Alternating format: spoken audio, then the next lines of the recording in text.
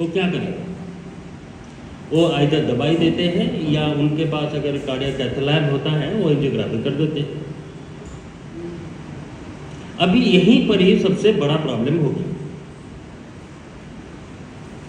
आपको मैं बताया कि ये जो धड़कन की प्रॉब्लम हो रही है, आपका बिजली का प्रॉब्लम है हार्ट का, और आप गए बड़े से हॉस्पिटल में, वहाँ एंजियोग्राफी हो गई।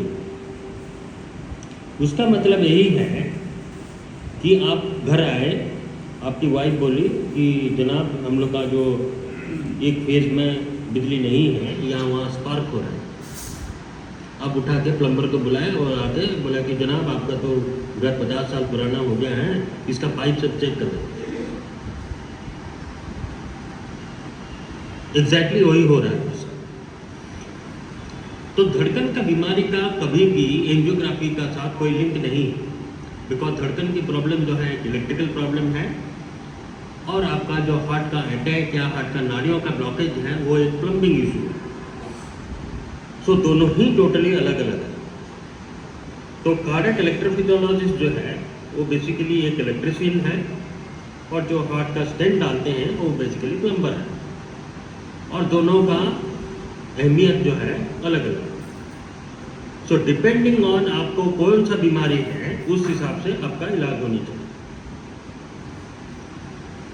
ज़्यादातर जब धड़कन की प्रॉब्लम होती है, मान लीजिए आप कोई डॉक्टर के पास जाते हैं, क्योंकि उनके पास उस चीज़ का नोहाव ज़्यादा नहीं होता है, वो आइदर दवाई देते हैं या एंजियोग्राफी करके बोलते हैं कि आपका नाड़ियाँ ठीक है। लेकिन आप तो नाड़ियाँ चेक करने के लिए गए नहीं थे, आपको बीमारी था धड़कन की। नाड़ियाँ ठीक है बोल के सुन के तो आपको कुछ अच्छा तो लगेगा नहीं। हाँ, 1-2 दिन के लिए लगेगा कि मैं 70 साल का हो गया हूँ और मेरा नाड़ियाँ ठीक है, तो मेरे को मज़े करने चाहिए। लेकिन आपका जो कोर इशू है वो अनडायग्नोस्ड, अनट्रीटेड रहा। तो ये जो पाल्पिटेशन इशू है, जरूरी नहीं है कि हरदम आपको ये तंग करेगा या कोई सीरियस टाइप का प्रॉब्लम या उसके साथ आपकी डेथ हो जाएगी या कोई सिग्निफिकेंट प्रॉब्लम हो जाएगी, उस तरीके का नहीं होता।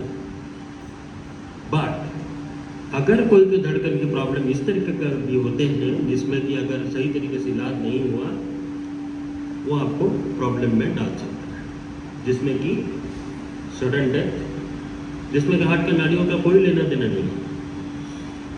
क्योंकि मान लीजिए आपका हार्ट का इलेक्ट्रिकल सिस्टम में वहाँ स्पार्क करके ब्लैकआउट हो, हार्ट में वो चीज़ होने से कार्डियक अरेस्ट होता है। आप देखे होंगे रास्ते में या कहीं पर भी जा रहे हैं लोग, अचानक से उनकी डेथ हो गई। तो ये प्रॉब्लम है sudden cardiac death. Atrial fibrillation है, अगर आपका सही तरीके से इलाज नहीं हुआ, आप एक दिन उठेंगे तो सवेरे आपका स्ट्रोक हो गया। तो अवेयरनेस होना बहुत ही जरूरी है।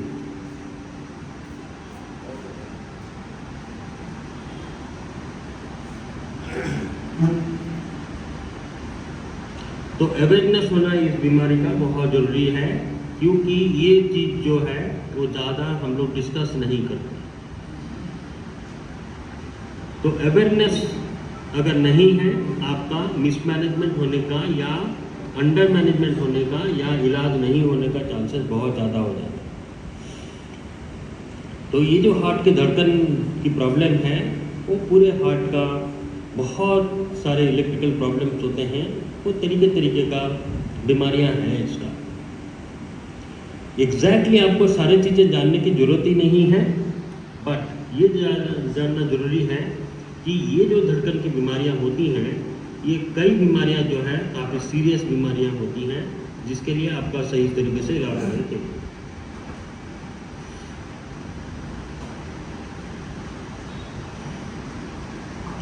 तो ये है हम लोग का हार्ट का धड़कन। यहाँ से पैदा होता है, ऊपर से पेसमेकर है, और वहाँ से धड़कन जो है नीचे जाती है। इससे हम लोग का हार्ट जो है इलेक्ट्रिकली स्टिमुलेट होता है। और ये जो हार्ट का धड़कन की प्रॉब्लम होती है, ये धड़कन की तारों का खराबी के कारण होता है, जिसमें कि हम लोग का कभी कभार हार्ट ब्लॉक भी हो जाता है, जिसमें कि हम लोग का पेसमेकर लगाने की ज़रूरत पड़ सकती है, हार्ट फेलियर हो सकता है, या सडनली हम लोग का कार्डियक अरेस्ट भी हो सकता है। तो ये जो धड़कन की प्रॉब्लम है, ये कभी कभार तेज धड़कन भी हो सकती है या स्लो धड़कन भी हो सकती है। स्लो धड़कन जो है ज़्यादातर हम लोग का पेसमेकर का खराबी के कारण होता है, और फास्ट हार्ट बीट होता है हम लोग का इलेक्ट्रिकल प्रॉब्लम के कारण। ये एक बहुत बड़ा फेमस मूवी था, the good bad and the ugly.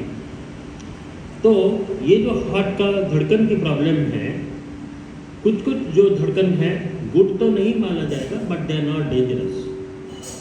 कुछ कुछ है दे आर रियली बैड, और कुछ कुछ धड़कन की प्रॉब्लम जो कि सडन कार्डियक डेथ करा देती है, वो काफ़ी खतरनाक होता है, और उसके बारे में हमें जानना जरूरी है। जो एट्रियल फिब्रिलेशन एक बहुत ही कॉमन टाइप का धड़कन की प्रॉब्लम है, जो कि आपका उम्र में लगभग 10 to 20% लोगों में विद और विदाउट योर नॉलेज हो सकता है।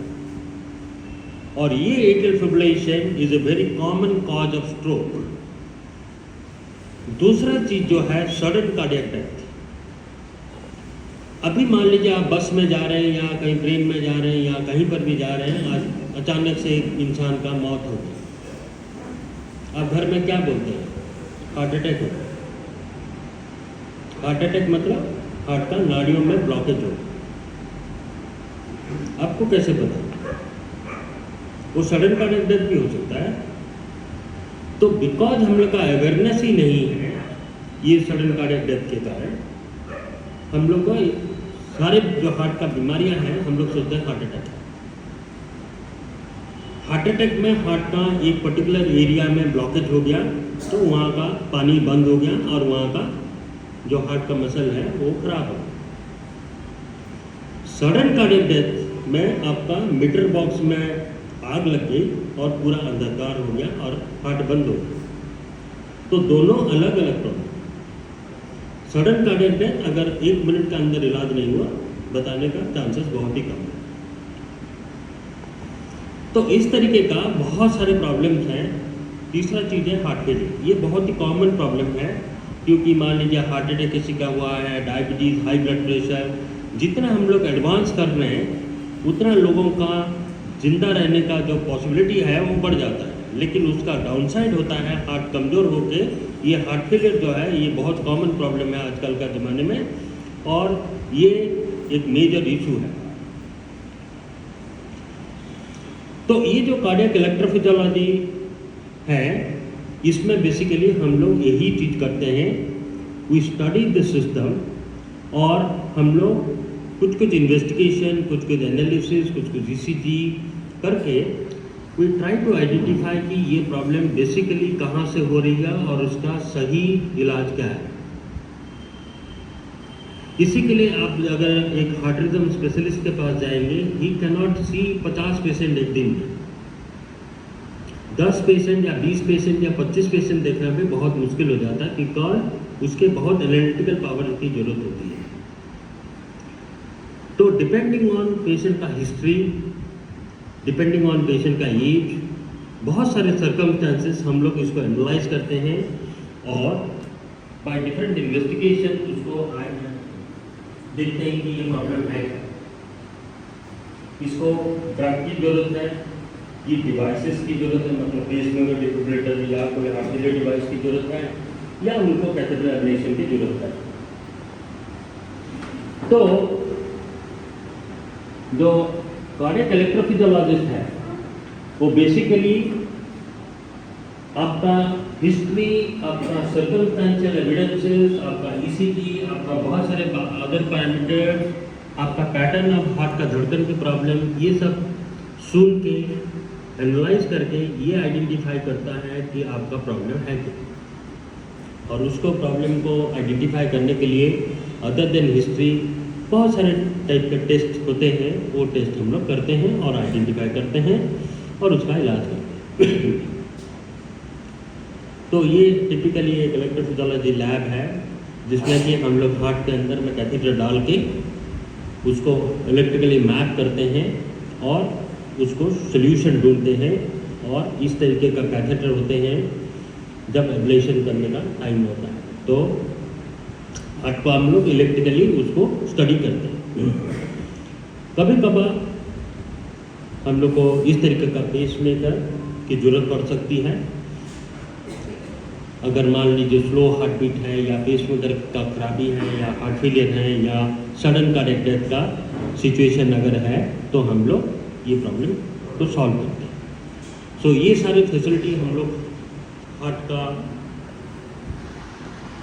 धड़कन के लिए हम लोग वहाँ पर ये फैसिलिटीज है। तो नटसेल में एक हार्ट का धड़कन के लिए आपके तरफ से क्या क्या चीज़ें सबसे इम्पॉर्टेंट है, क्योंकि हार्ट का धड़कन तो सबको हो रही है। अगर मान लीजिए आपका हार्ट बीट बैठे बैठे अचानक से बहुत तेज हो रही है और सडनली स्टॉप भी हो जा रही है, 5 मिनट, 10 मिनट, 15 मिनट, 1 घंटे के बाद आपका हार्ट बीट इरेगुलर है, आपका हार्ट बीट काफ़ी स्लो है, आपको चक्कर आ रहे हैं, आपको आंखों के सामने अंधेरा छा जाता है, आपको लाइट हेडेड लग रहा है, आपका एनर्जी लेवल उतना नहीं रहा जो कि पहले था,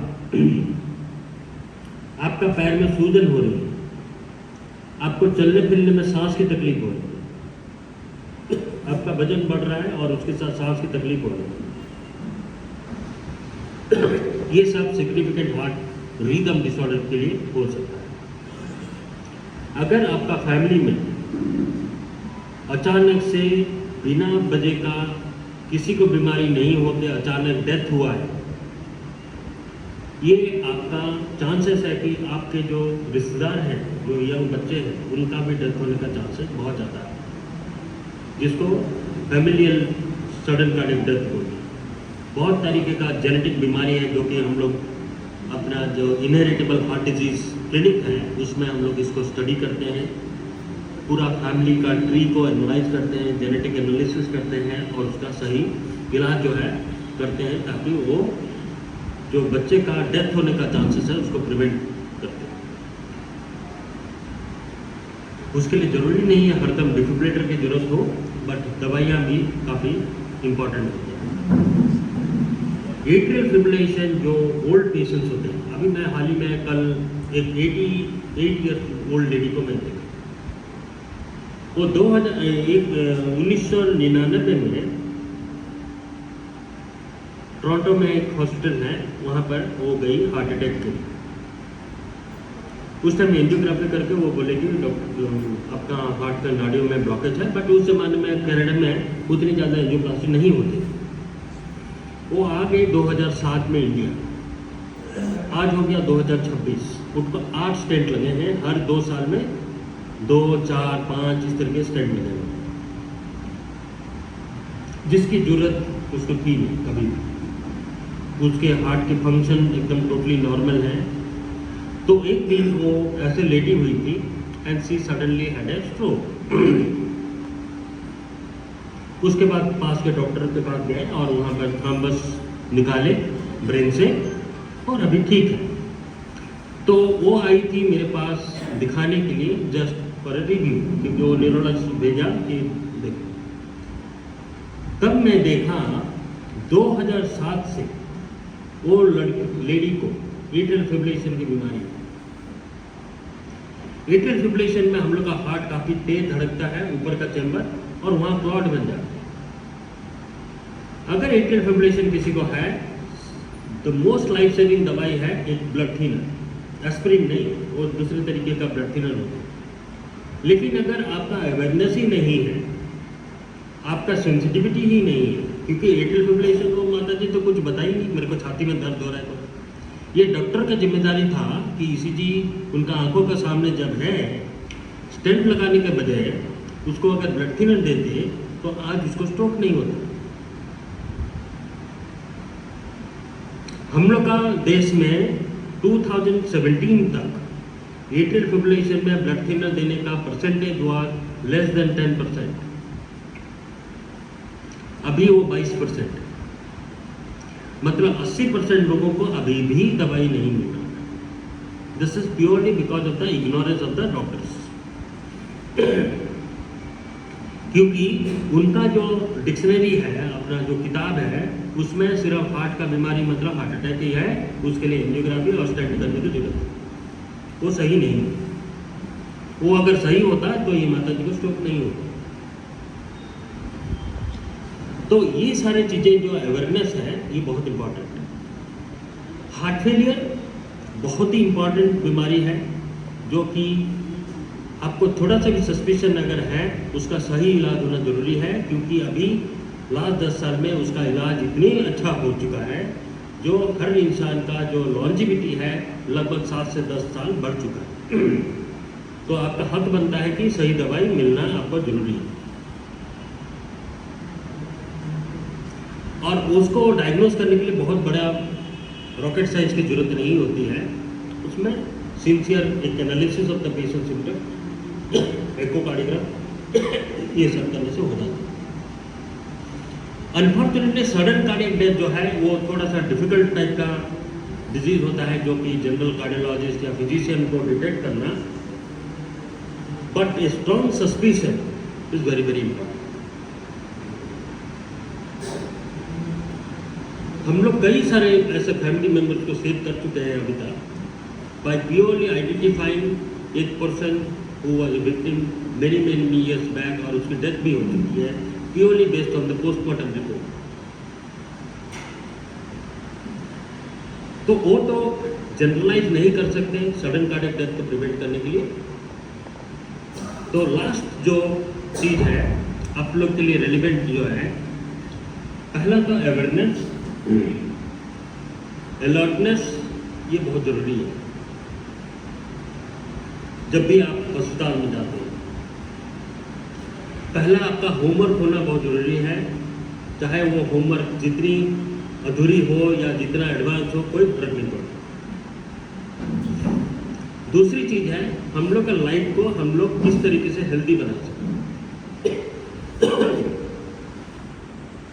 उसका सबसे सरल तरीका क्या है?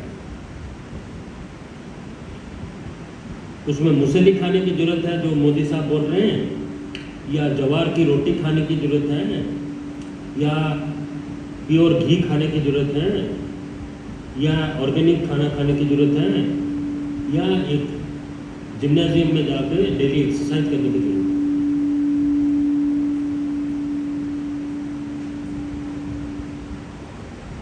सबसे बेस्ट तरीका जो है, अपना दादा अपना फादर क्या करते थे उसी चीज को फॉलो करते। आपके फादर, आपके दादाजी कभी आज ये कर देना है, कल वो कर देना है, परसों मेरा प्रमोशन हो के मैं सबसे बड़ा अफसर बन जाऊंगा, मेरा जो ये 2-3 मेरा कॉम्पिटिटर है उनको कैसे करके नुकसान कर देना है, वो सोचते नहीं। मतलब उनमें वो कॉम्पिटिटिवनेस नहीं था। ये कॉम्पिटिटिवनेस होना ठीक है, लेकिन ये कॉम्पिटिटिवनेस अगर आपको जान को नुकसान कर रहा है, वो कॉम्पिटिटिवनेस कोई फायदा नहीं।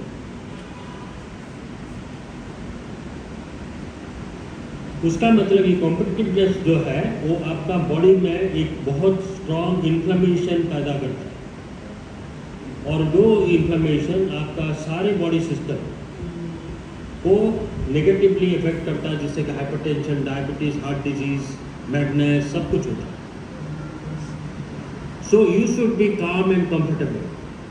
कॉम्पिटिटिव हो, but you should be very very calm and comfortable. उसके लिए जाके वो बंसल का बेंगलोर में जाके 7 दिन जाके उपासना करके आने से नहीं होता।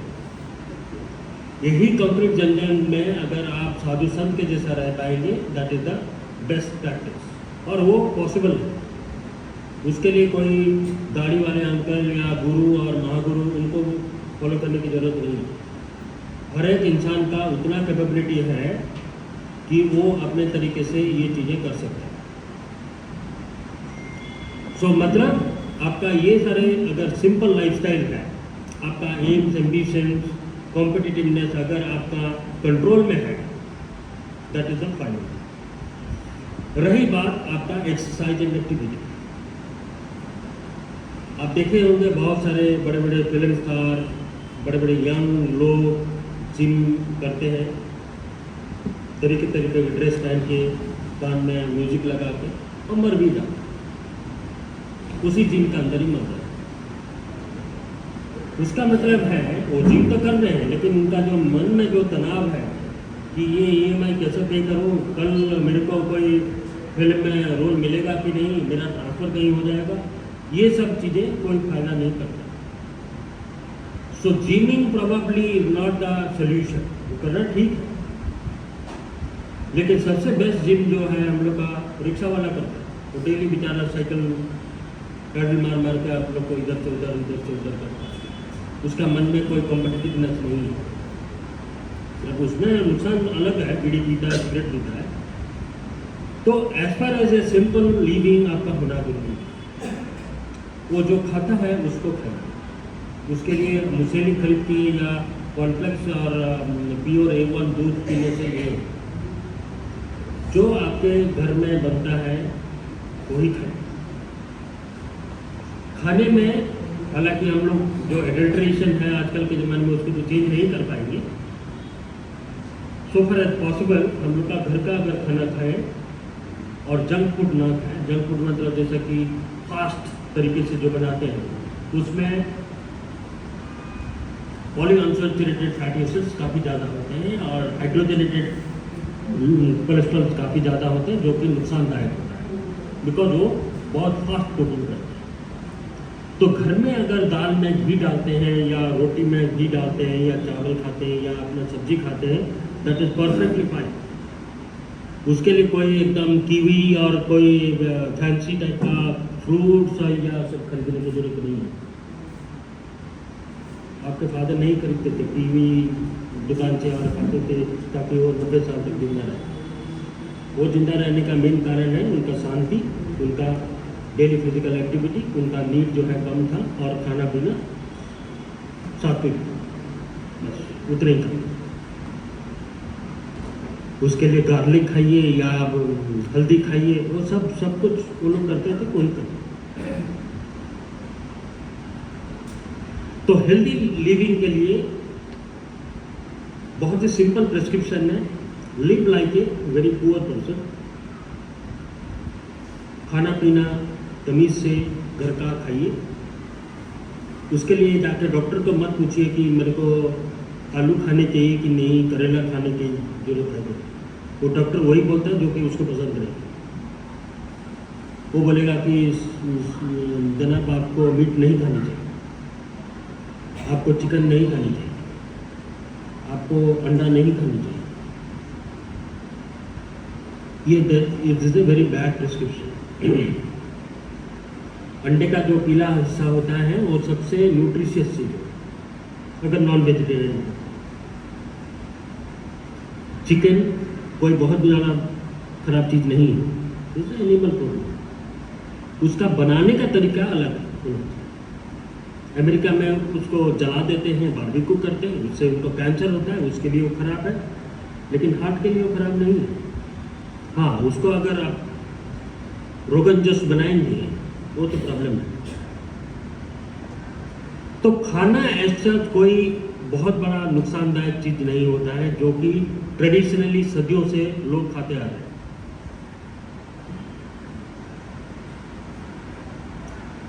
पहले ज़माने में लोग सोचते थे, अमेरिकन सोचते थे उनको सैंडविच खाना होता है, सैंडविच में ब्रेड और बटर होता है, और उस टाइम में हार्ट डिजीज होने लगा उनको, तो उनको लगा कि सैंडविच प्रॉब्लम है, बटर नहीं खानी चाहिए। वो तरीके तरीके का बटर बनाए, उससे कोई फ़ायदा नहीं हुआ। लेटर ऑन दे आइडेंटिफाइड कि वो जो maida of the roti was the problem. तो हम लोग का जो खाने पीने का तरीका या सब कुछ है, अगर ये कंफ्यूज स्टेट में आप पुराने जो जिस तरीके से हम लोग खाते पीते थे उसी को अगर फॉलो करेंगे, that is probably the most ideal way.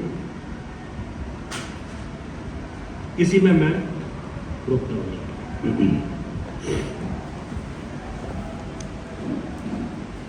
कोई क्वेश्चन?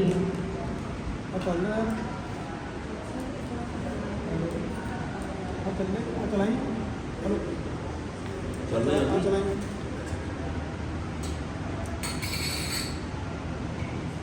हेलो डॉक्टर साहब, कॉमन क्वेश्चन है, जिस तरह आजकल हीट वेव चल रही हैं, आजकल हीट वेव चल रही हैं, सर्दी के पीक सर्दी होती है, उदों किहड़ा प्रिकॉशन जो वधिया मतलब कि अपन अडॉप्ट करना चाहिए हीट वेव से सर्दी तो गर्मी तो भी ਇਹਦਾ ਇੰਪੈਕਟ ਪੈਂਦਾ ਕੋਈ जो हार्ट पेशेंट है गर्मी सर्दी का पीक सर्दी का पीक गर्मी का किस हार्ट पेशेंट के उत्ते जिस तरह हार्ट हीट वेव्स चल रही हैं हम ये पीक सर्दी होती है ਉਹਦਾ कोई इंपैक्ट पैंदा है, वो तो किस तरह बचाया जा सकता है?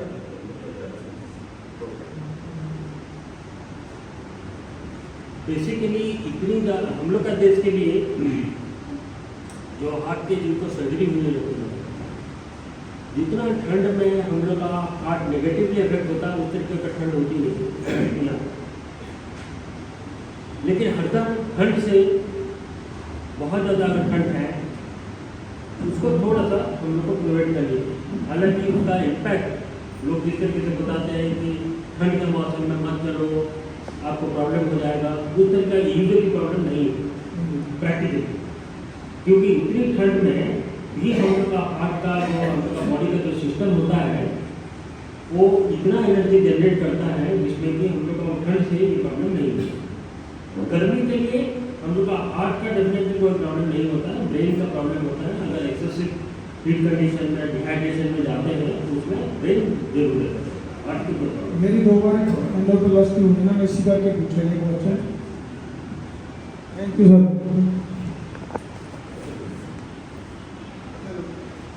नमस्कार डॉक्टर साहब, जो किसी स्टार्टअप की डेथ हो जाती है कि वो आम लोगों को सचेत किया जाता भी थोड़ा जहा परे हो भी ब्लास्ट हो जाता है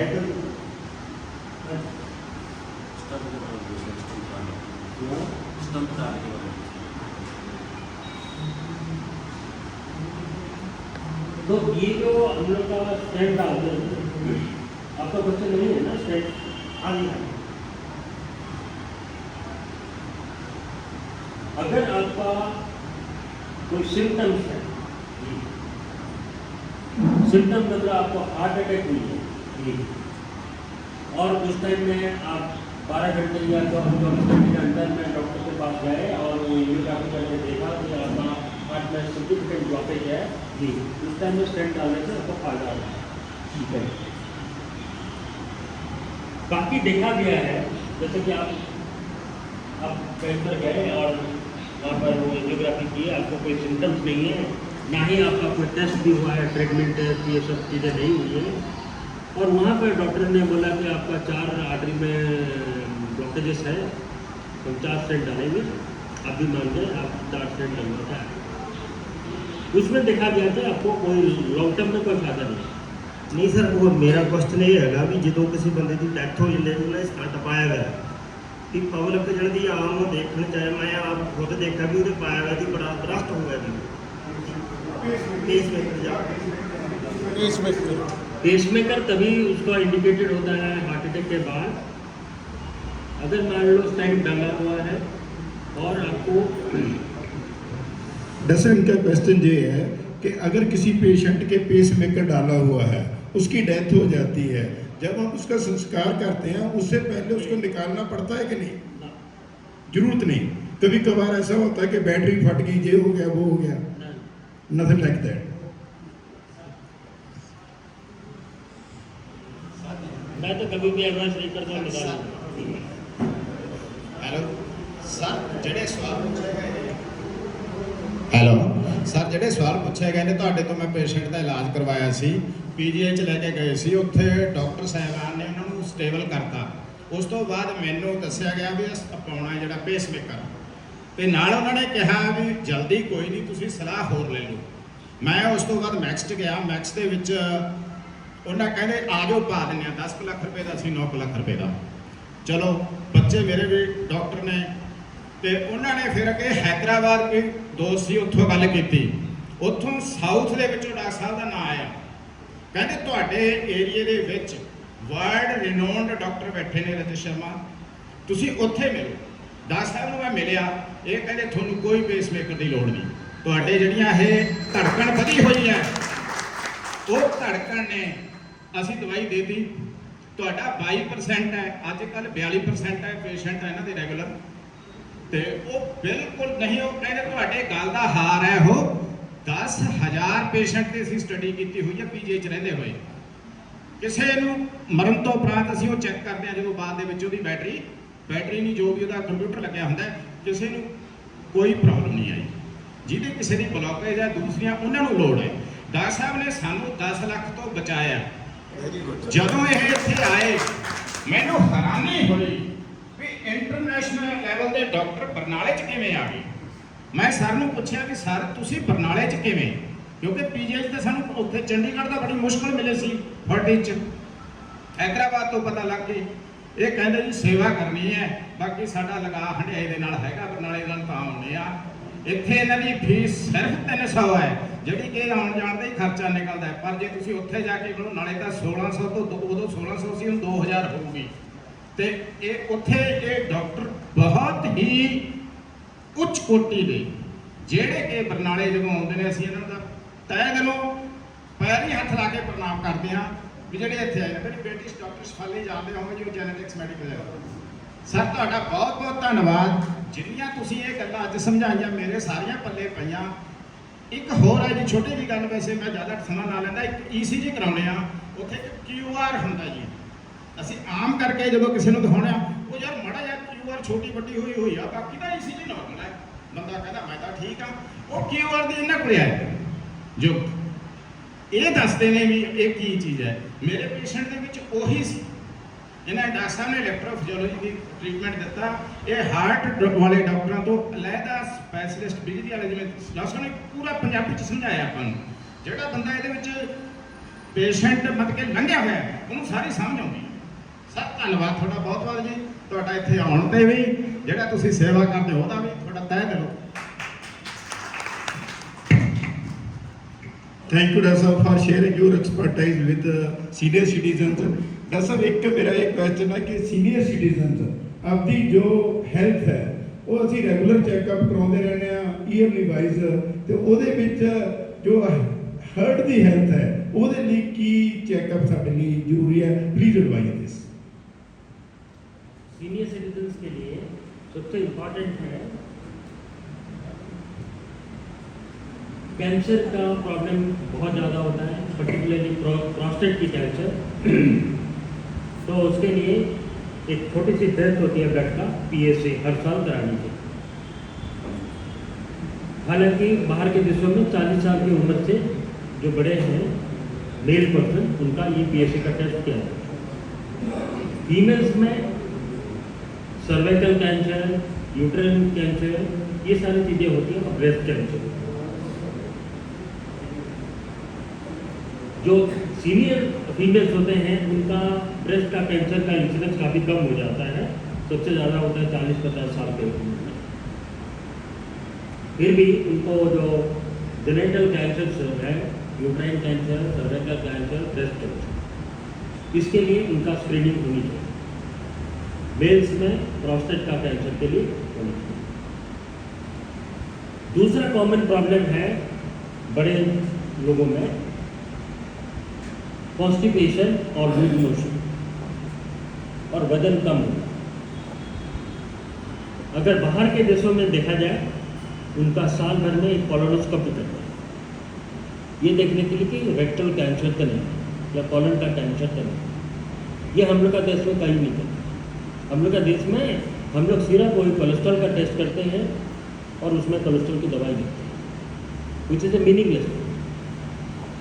आपका 70 साल में आपका कोलेस्ट्रॉल को अगर नॉर्मल कर दिया जाए, आपका प्रॉब्लम सॉल्व हो जाएगा? नहीं होगा, क्योंकि आपका जो कोलेस्ट्रॉल या हार्ट रिलेटेड प्रॉब्लम है वो 40 साल का उम्र से शुरू हुआ है, आपको 70 साल में नहीं होगा।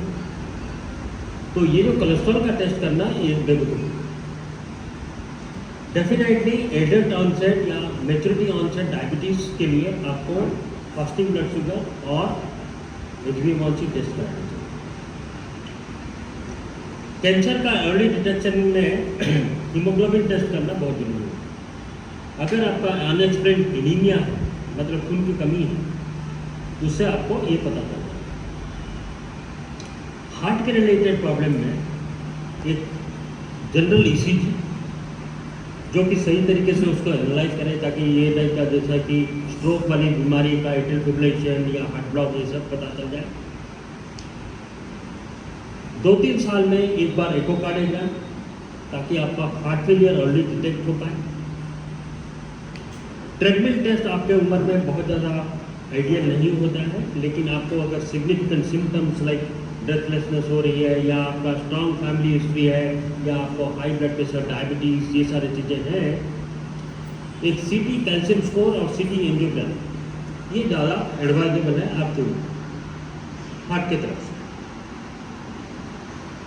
सबसे इम्पॉर्टेंट जो चीज़ें हैं, ये सारे चीज़ों का कहाँ से पैदा हो रही है, चाहे high blood pressure, diabetes, heart disease वगैरह वगैरह, ये इन्फ्लेमेशन के लिए हो रही है। तो उसके लिए एक सिंपल टेस्ट होता है HSCRP और CRP टेस्ट। ये अगर आपका हाई है और आपके पास डायबिटीज, हाई ब्लड प्रेशर है, आपको एग्रेसिवली आपका हार्ट का कोई प्रॉब्लम ना हो, उसके लिए एग्रेसिवली आपका इलाज करना चाहिए। उसके लिए तरीके का चीज़ें हैं, जैसे कि कोलेस्ट्रॉल की दवाई है, बहुत सारे और नॉन कोलेस्ट्रॉल दवाइयाँ हैं, जिसमें कि आपका ये सारी चीज़ें कम कर सकते हैं, ताकि आप एक फ्यूचर हार्ट रिलेटेड प्रॉब्लम या हाई ब्लड प्रेशर रिलेटेड या डायबिटीज रिलेटेड प्रॉब्लम को आप सेव कर सकते हैं या प्रिवेंट कर सकते हैं। तो बेसिकली प्रिवेंटिव हेल्थ चेकअप में सीनियर सिटीजन के लिए कैंसर का, मेल फीमेल, डायबिटीज़, एक ECG, सीरियल एको टेस्ट, हार्ट फेलियर को डिटेक्ट करने के लिए ये करना चाहिए। दूसरा मेन मुद्दा होता है पार्किंसंस डिजीज, एज रिलेटेड होता है। आपका डिटेल आपका फंक्शनल असेसमेंट एक सिंसियर डॉक्टर के पास जाके ये सब करानी चाहिए, ताकि आपका मान लीजिए डिमेंशिया, अल्जाइमर्स या पार्किंसंस डिजीज़ का कोई लक्षण दिख रहा है, उसको इमीडिएटली उसको ट्रीट करके उसको ठीक किया जाए। दूसरा चीज़ें हैं, ये सारी चीज़ों को बढ़ावा देने के लिए विटामिन B12 वेरी इंपॉर्टेंट है, जो कि उसको एसेस करना चाहिए, और विटामिन D3 जो कि आपका बोन के साथ जुड़ा हुआ है, ये सब टेस्ट करना चाहिए।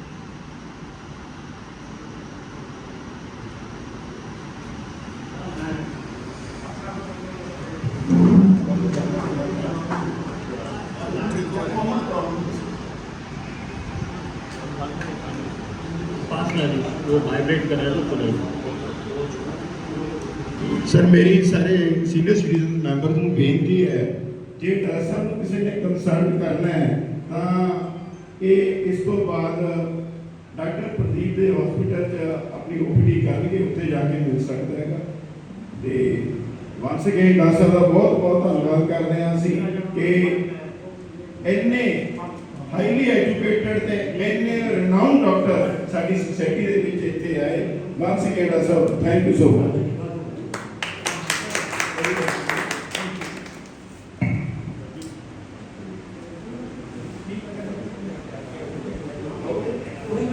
डॉक्टर साहब, सब तो पहला मैं डॉक्टर साहब का बहुत धन्यवाद करना, जिन्होंने बड़ी डिटेल के कार्डियो रिलेटेड प्रॉब्लम, हार्ट नाल डिफरेंट टाइप के रिलेटेड प्रॉब्लम्स बारे बड़ी डिटेल के साडे मेंबर्स ने जानना पाया। लॉट ऑफ थैंक्स डॉक्टर साहब for the valuable and precious advice to for other members. हुण मैं फोर्टिस हॉस्पिटल के मैनेजर अमित तेजाबा जी, जिन्होंने इस प्रोग्राम को कोऑर्डिनेट करने में अपना अहम रोल अदा किया, मैं अमित तेजाबा जी को बेनती करता कि वो मंच पे आकर 4 शब्द कहें। अमित तेजाबा।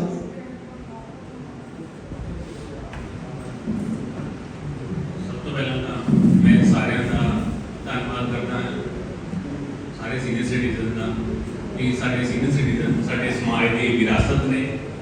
बाकी डॉक्टर शर्मा जी ने जी सारे हार्ट रिलेटेड दसिया प्रॉब्लम्स किवें होंदियां, किवें उन्होंने पछाणना है, कि उन्होंने इलाज ने, तो कुछ प्रिवेंटिव मैजर्स ने, तो कुछ उन्होंने प्रिवेंटिव हेल्थ चैक्स बारे भी दसिया, जिहड़े कि सानूं टाइम टू टाइम करांदे रहना चाहिए। तो बाकी मैं ही कहूँगा ज़्यादा टाइम ना लैंदा होया कि अगे भी असीं हेल्थ सैमीनार ते करांदे रहने हैं, जिवें कि GC गोयल साहब ਸਾਨੂੰ ਐਡਵਾਈਸ ਕਰਦੇ ਨੇ ਕਿ ਸਾਨੂੰ ਸਾਡੇ ਸੀਨੀਅਰ ਸਿਟੀਜ਼ਨ ਨੂੰ ਇਸ ਚੀਜ਼ ਦੀ ਲੋੜ ਹੈ। ਉਸ ਤਰ੍ਹਾਂ ਅਸੀਂ ਹਰ ਸੈਮੀਨਾਰਾਂ 'ਤੇ ਅਰੇਂਜ ਕਰਦੇ ਰਹਿੰਦੇ ਹਾਂ। ਇਨ ਫਿਊਚਰ ਵੀ ਅਸੀਂ ਇੱਥੇ ਅਰੇਂਜ ਕਰਦੇ ਰਹਾਂਗੇ। ਤਾਂ once again thanks to you all and thanks to Goyal ਸਾਹਿਬ ਆਲਸੋ ਐਂਡ ਵਿਜੇ ਜੀ ਜਿਹੜੇ ਕਿ ਸਾਡੀ ਸਟੇਜ ਨਾਲ ਕਰਦੇ ਨੇ every time. Thank you very much. Thank you. ਹੁਣ ਮੈਂ ਪ੍ਰਧਾਨ ਜੀ